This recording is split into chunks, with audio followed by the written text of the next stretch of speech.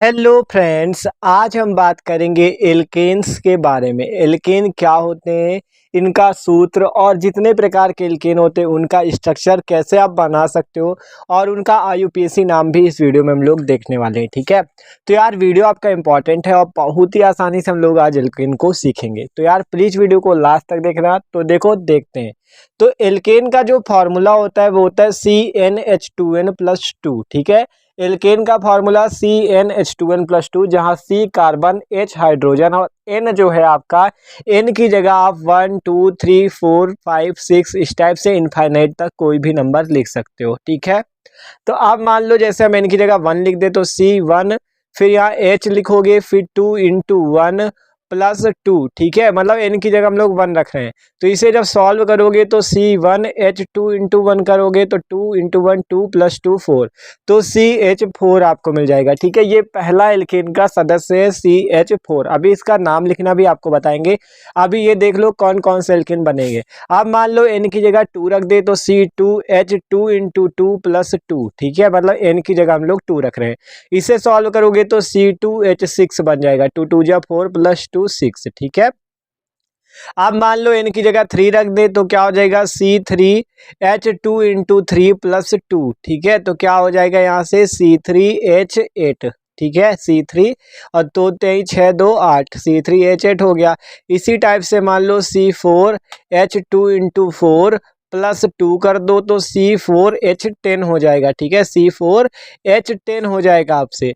तो इसी टाइप से आप C10 तक बना सकते हो। C5 मान लो लिखा 2 × 5 + 2, तो C5H12 हो जाएगा आपका। ठीक है, और इसी टाइप से 10 तक आप बना सकते हो। तो देखो आपका C10 तक हमने बना दिया। पहला CH4, फिर C2H6, फिर C3H8, C4H10, C5H12, C6H14, C7H16, C8H18, C9H20 और C10H22। ठीक है, तो ये 10 एल्केन हैं आपकी। ठीक है, आप इनका आप नाम कैसे लिख सकते हो, आईयूपीएसी नेम, इसका आईयूपीएसी नेमिंग इसकी कैसे कर सकते हो उसकी बात करते हैं। ठीक है, तो देखो आईयूपीएसी नेम लिखना बहुत आसान है। आपको देखो यहाँ पे साइड पे हमने यहाँ पे लिखा हुआ है, देखो एक कार्बन के लिए मेथ लगता है। ठीक है, आपको बस ये याद करना है कि अगर एक कार्बन हो तो आपको मेथ लिखना है।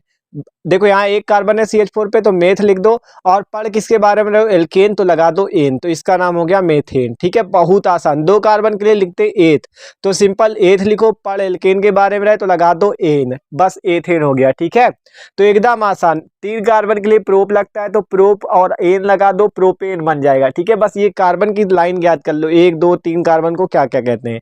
ठीक है, अब मान लो 4 कार्बन को कहते हैं ब्यूट, तो एन लगा दो तो ये तो क्या बन जाएगा, ब्यूटेन। बस एन लगाते चले जाओ और जो कार्बन की संख्या उसे देखते जाओ। 5 कार्बन के लिए पेंट तो लिख दो पेंट एन। ठीक है, पेंटेन हो जाएगा आपका। और इसी टाइप से मान लो 6 कार्बन हो तो 6 कार्बन के लिए क्या लिखोगे, हेक्स लिखोगे और लगा दोगे एन, तो हो जाएगा हेक्सेन। ठीक है, 6 कार्बन के लिए हेक्सेन हो जाएगा। इसी टाइप से मान लो 7 कार्बन के लिए क्या लिख दोगे, हेप्ट लिखना है। 7 कार्बन पे हेप्ट लिखा जाता है तो लिखो हेप्ट और लगा दो एन, तो हो जाएगा हेप्टेन। ठीक है, क्या हो जाएगा, हेप्टेन। और इसी टाइप से मान लो 8 कार्बन के लिए लिखना हो तो क्या लिखोगे, ऑक्ट लिखोगे और लगा दोगे एन, तो हो जाएगा ऑक्टेन। ठीक है, क्या हो जाएगा, ऑक्टेन हो जाएगा। 9 कार्बन के लिए क्या लिख सकते हो, नॉन एन। देखो 9 कार्बन के लिए नॉन लिखते हैं तो नॉन लिख दो और एन लगा दो, तो नॉन नेन हो जाएगा 9 कार्बन के लिए। ठीक है, और इसी टाइप से 10 कार्बन के लिए लिखना चाहो तो डेक होता है 10 कार्बन के लिए। ठीक है, आईयूपीएसी नेम लिखते समय तो डेक लिखना और लगा दो एल्केन के लिए एन, तो डेक एन इसका नाम हो जाएगा। ठीक है, तो इस टाइप से 1 कार्बन से 10 कार्बन तक के एल्केनों के आप नाम आसानी से लिख सकते हो। Methane, ethane, propane.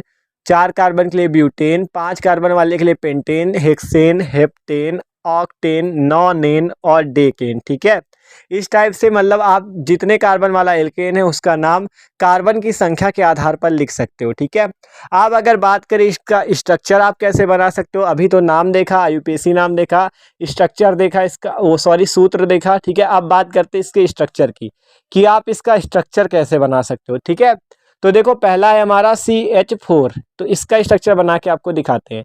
तो देखो इस पे एल्केन पे सिंगल बॉन्ड होता है, एकल बंध होता है। कार्बन लिखा, 4 हाइड्रोजन जोड़ने, सिंगल बॉन्ड से जोड़ दो, ये हो गया मेथेन का स्ट्रक्चर। ठीक है, हाइड्रोजन को हमने एकल बंध सिंगल बॉन्ड से जोड़ा है, ठीक है। अब मान लो जैसे C2H6 है, तो कितने कार्बन, 2 कार्बन है, सिंपल 2 कार्बन आपको केवल लिख लो, पहले 2 कार्बन लिख लो, C सिंगल बॉन्ड C। आप जितने भी हाइड्रोजन इनको सिंगल बॉन्ड से जोड़ दो, ये हो जाएगा इसका स्ट्रक्चर, ठीक है। 6 हाइड्रोजन थे तो 1 हाइड्रोजन, 2 हाइड्रोजन, 3 हाइड्रोजन, ठीक है। तो ये हो गया एथेन का स्ट्रक्चर, ठीक है।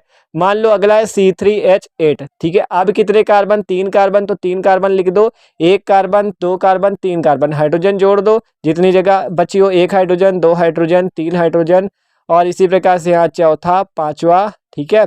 फिर यहाँ पे छठवां हाइड्रोजन, 7 हाइड्रोजन और 8वां हाइड्रोजन।